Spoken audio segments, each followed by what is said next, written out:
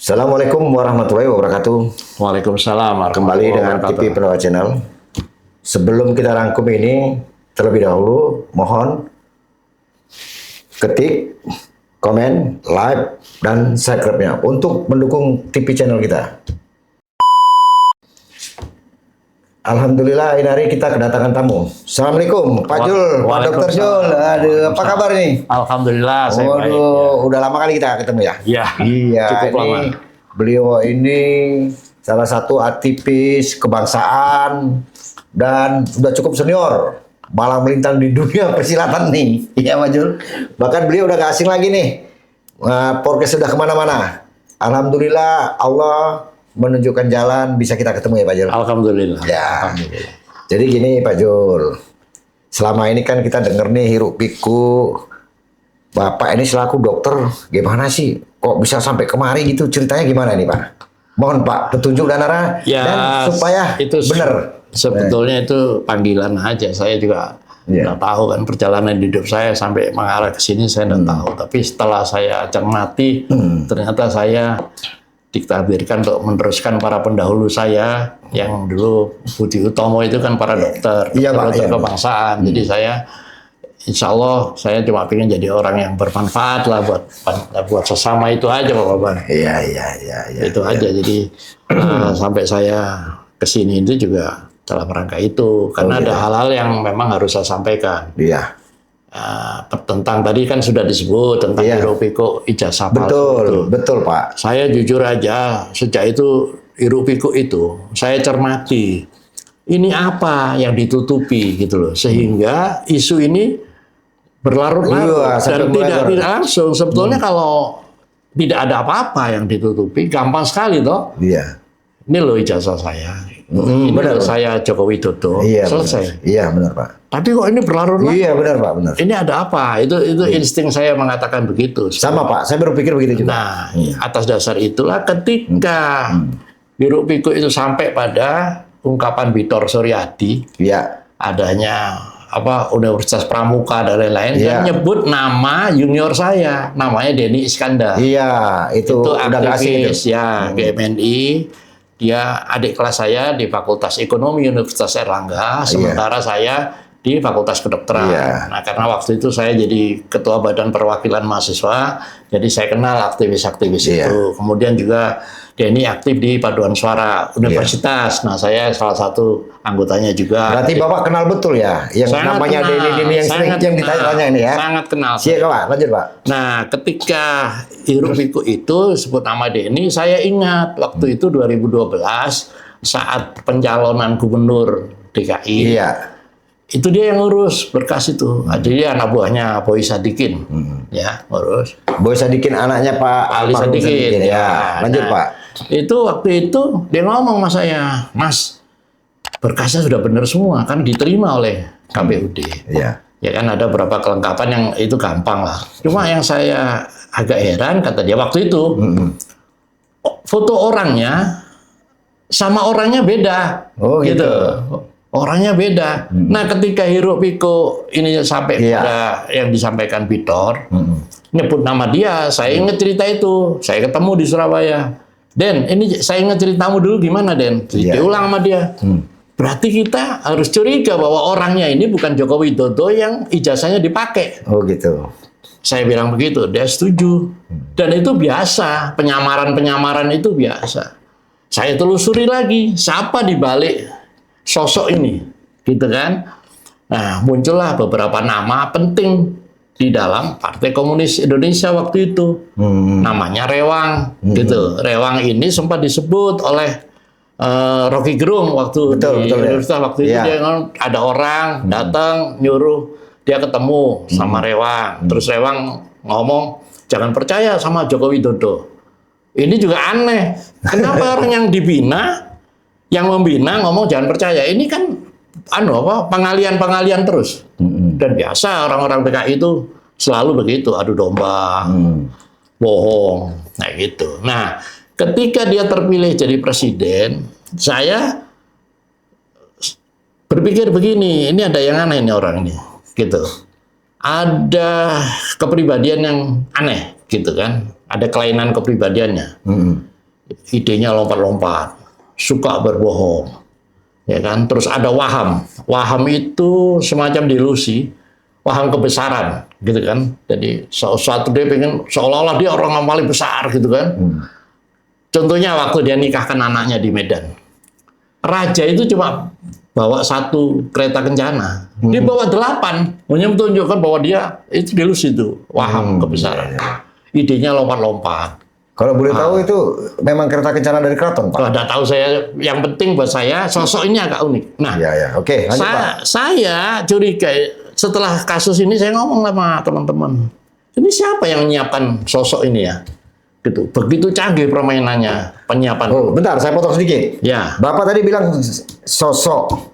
Berarti kalau gitu, saya analisa cerita Bapak, berarti ijazahnya benar. Cuman orangnya yang nggak benar. Orangnya yang kata saya curigai ini orang memakai ijazahnya Joko Widodo. Ya. Makanya dalam tulisan saya menanyakan Joko Widodo yang asli itu di mana sebenarnya. Oh, gitu. Gitu loh. Pasti hilang atau dihilangkan. Berarti pasti. ijazahnya benar.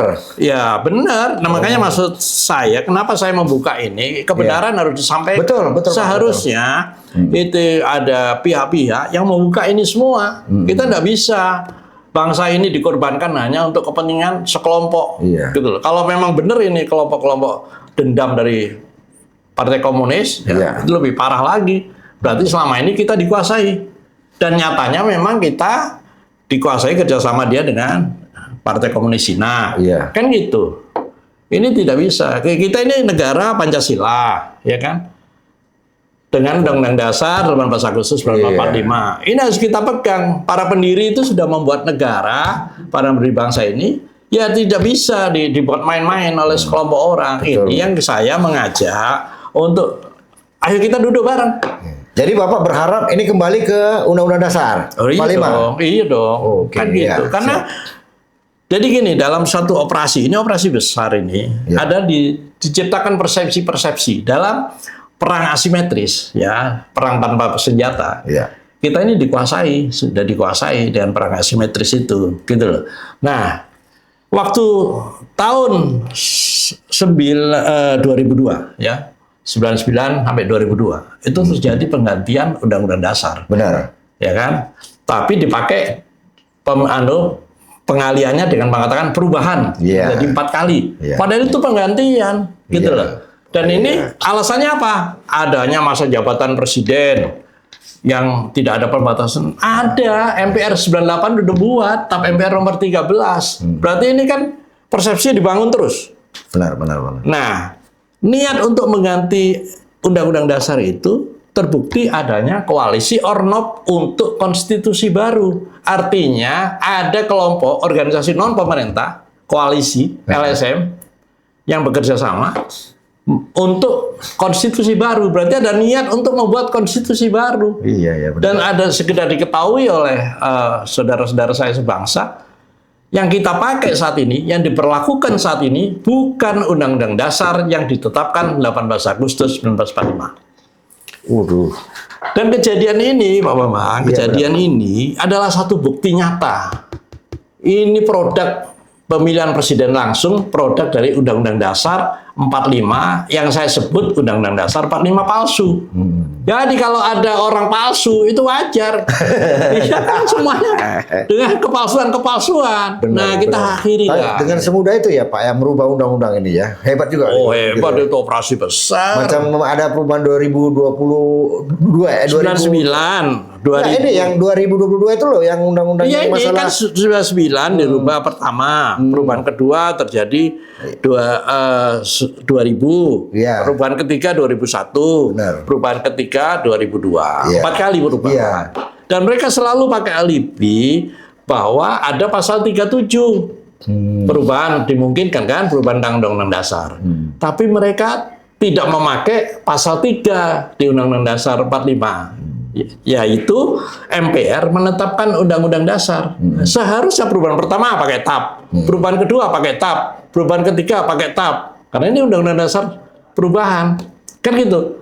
Baru pada perubahan keempat, mereka pakai TAP dijadikan satu TAP ini. Nah, tidak ada kejahatan yang sempurna, Pak Bambang. Waduh, luar biasa.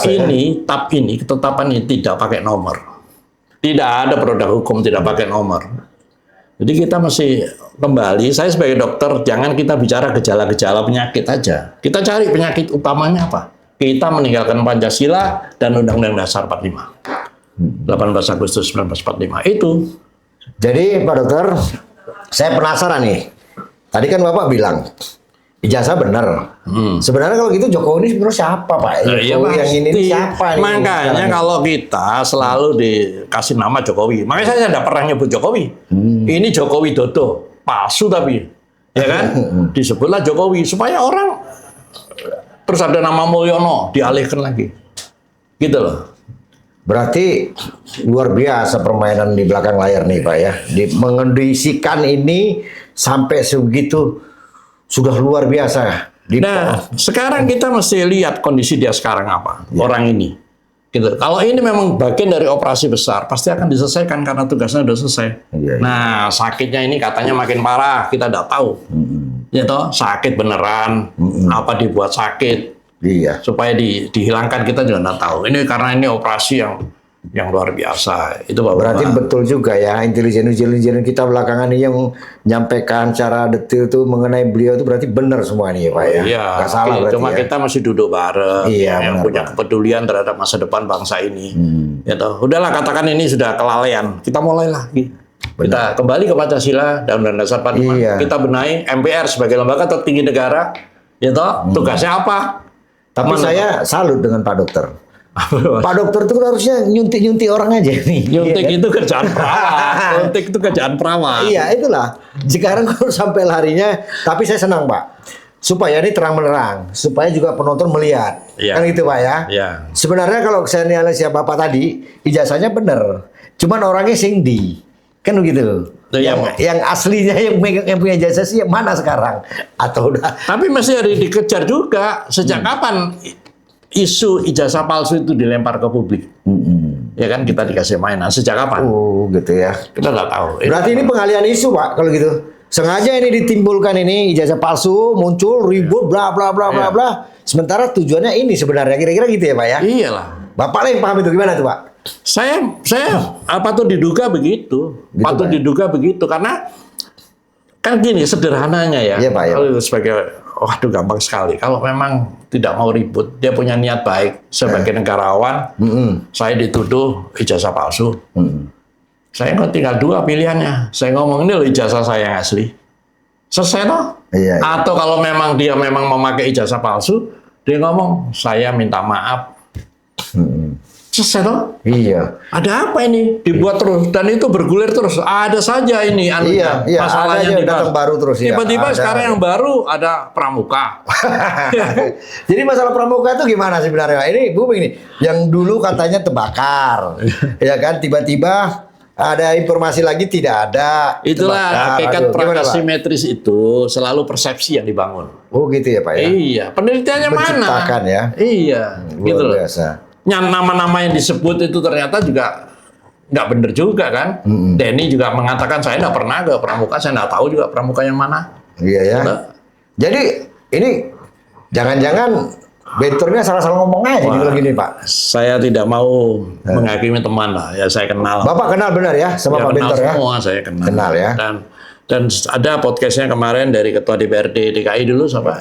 Di Prasetyo ya. Iya ya. Itu ngomong ya dilihat aja apa pendapat dia tentang teman saya yang satu Berarti itu. luar biasa sampai diciptakan yang di pramuka lah yang begini. Waduh. Tapi saya tidak mengecilkan, saya menghargai lah niat baik teman-teman mengejar sesuatu kebenaran, saya hargai gitu. Tapi saya coba mengingatkan hati-hati, ini permainan besar. Iya Pak ya. Jangan kita terjebak, energi kita habis hanya untuk ini.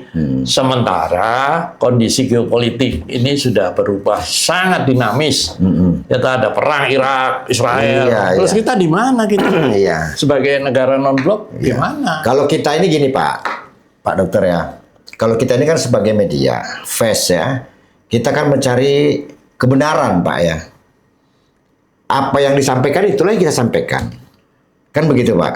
Nah, jadi gimana sih kalau kita orang media dengan kondisi seperti ini Pak? Harusnya kita mikirin negara. Kalau sampai terbukti nih, hipotesa yang saya lontar bahwa orang ini palsu, ini kan kayak saya menganggap ini dihukum aja nggak cukup. Orang ini nggak cukup dihukum. Saya anggap aja ini kayak tinja ini. Kayak tinja itu harusnya dimasukkan septic tank, udah selesai. Aduh, gitu ya. Itu, kadang kerusakannya tuh, kerusakannya sampai bisa lihat. Kerusakan Iya, diakibatkan oleh Iya benar-benar. manusia satu ini. Meskipun dia cuma pion, tapi saya nggak peduli. Tapi dia juga yang harus diselesaikan. Gitu. Jadi saya teringatnya, kenapa Bapak sampai peduli segini? Saya bingung juga nengok Pak Dokter ini. Bapak ngurusin rumah sakit aja kenapa Pak? Nggak bisa, Pak. Saya ini hidup di bawah. Saya ini hidup dengan masyarakat. Saya tahu persis kehidupan rakyat di bawah itu. Betul Pak, betul. Di Jakarta itu, di Jakarta Pusat, itu ada daerah-daerah kumuh itu, ada yang satu rumah 4 kepala keluarga, tidurnya gantian. Gitu loh. Ini kan realita yang kita hadapi. Iya benar Pak, Jangan kita ngomong tentang sementara yang di sana, yang dicolong ini, akibat ini manusia tinja ini, berapa banyak korupsinya? Betul. Dia juga korupsi loh. Iya. Ini harus dibongkar, nggak Makin bisa. subur Pak. Makin subur 10 tahun ini korupsi sampai ribuan triliun. Saya nggak terima, saya terus terang aja. Iya. Melihat penderitaan rakyat di bawah, sementara dia berpesta pora. Ya toh? Gayanya saja sederhana. Tapi kita lihat sekarang. Ya Pak Nababan kan kecolongan juga. Waktu datang ke rumahnya bertamu, pakaian lusuh, ke bandara seolah-olah apa, tiba-tiba di udara ditukar bajunya. Kena prank juga Pak Naban, Panda Nababan kan sampai ketawa deh. Tapi rapat-rapatnya menyimpan bangkai. Itu Pasti ya, pasti Makanya makanya saya nyebut dia tinja itu. Cocok udah dibuang aja ke septic tank, udah ditutup. Selesai. Jadi kalau menurut Bapak jalan terbaiknya gimana nih Pak? Ya, saya sedang melakukan upaya ya untuk ini dibuka semua. Kan ada komite di sini. Ya benar Pak, benar. Banyak lah yang mesti bisa kita lakukan. Kita punya niat, yang penting kita cari kebenarannya. Harus ini. Nggak bisa, kerusakannya sudah sulit. Gitu. Ya makanya saya tetap pada posisi harus kembali ke Pancasila dan Undang Dasar 45. Ngomongnya aja saya Pancasila apa? Coba aja kita anu dari mulai sila pertama, kedua, ketiga, keempat. Ini pengingkaran semua. Iya kan? Itu ya Pak Bambang. Iya. Terima kasih banyak. Saya cuma ingin menyampaikan apa yang saya yakin benar ya benar. Makanya kita berdoa mudah-mudahan kita diberi petunjuk, yang benar adalah benar, yang salah adalah salah. Apalagi sih kita cuma. Jadi Pak gini Pak Dokter, saya kan juga kita harus selalu kita kutip dulu Pak ya, kita saring. Ya Mas Suryo orang ini mengatakan begini, ini mengatakan begini. Saya sebenarnya sama seperti Bapak tadi. Kalau saya pikir ijazahnya asli, itu saya udah feeling tak benar ijazahnya asli. Tapi uangnya sing di kan gitu ini sekarang. Ijazahnya asli tapi dilempar yang dibuat seolah-olah palsu. Jadi supaya kesannya ini apa? Jadi sebagai dokter saya masih data-data ini mesti benar semua. Kalau informasinya benar, baru diagnosanya bisa ditegakkan. Sekarang kita belum bisa menegakkan diagnosa. Gitu. Kalau diagnosa sudah tegak, baru terapi bisa dilakukan. Kalau enggak bisa. Jadi kira-kira apa yang mau Bapak sampaikan kepada kawan-kawan dan masyarakat supaya juga Pak Prabowo melihat, Presiden melihat, supaya selesailah Pak masalahnya nih Pak. Dari nanti terakhir negara kita mundur terus nih Pak. Yang jelas. Kasihan Pak Prabowo-nya Pak. Yang jelas, mari kita semua mensyukuri nikmat. Kita lahir di negara yang dirahmati oleh Tuhan Yang Maha Kuasa. Ya, amin, amin. Di sini. Amin. Ya kita harus bersyukur. Nah kita ini tidak mensyukuri nikmat itu. Iya, betul, itu yang terjadi. Maka saya mengajak semua saudara-saudara saya bersebangsa, kita selesaikan. Kalau dia ini yang saya sebut tinja ini, ya udah masukkan septic tank aja sudah. Oh gitu. Gitu. Baru dampaknya dari ini yang kena kecipratan ya diselesaikan juga. Tuh, jangan sekali-sekali kita sering dijebak dan kata-kata sudah kita harus jadi bangsa pemaaf. Udah bisa, kerusakannya sudah begini, generasi kita rusak. Benar Pak. Bayangkan lembaga-lembaga sosial, ya, rumah sakit, pendidikan, jadi seperti ini, jadi komersial semua. Sama seperti semalam itu, untung cepat tanggap Pak Prabowo itu Pak masalah Pulau Aceh. Setahu saya dari zaman saya kecil Pak, tahun 83 aja udah nyari-nyari kayu situ udah pelang, enak aja menyatakan. Itu kan sudah kita tarik ke belakang udah ngerti. Kira-kira seperti apa. Sempat semalam kejadian perang loh Pak di Aceh lagi. Udah damai-damai di Aceh. Yalah, dulu. makanya ini kita saya bersyukur dengan kasusnya yang disebut ijazah palsu itu terbuka semua. Benar Dan Pak. saya tetap ada keyakinan bahwa manusia ini manusia yang disiapkan. Ini yang harus kita kejar, yang saya sebut tinja itu. Gitu. Gitu ya Pak ya. Pak, saya berterima kasih banyak. Bapak sudah mau datang kemari, saya terima kasih. Ya kan? Sama-sama Bapak. Iya. Ini kan nanti kapan-kapan saya main ke rumah Bapak lah gantian nih. saya ini tempat Pak Bambang. Iya. Jangan nyari di rumah saya itu tempat. Oh gitu. Tempat tinggal tidak tetap. Ya. Sekali lagi, Pak, terima kasih banyak. Ya. Lebih kurang minta izin, minta maaf. Mohon maaf. Sama-sama saya minta maaf. Apalagi ini tahun baru.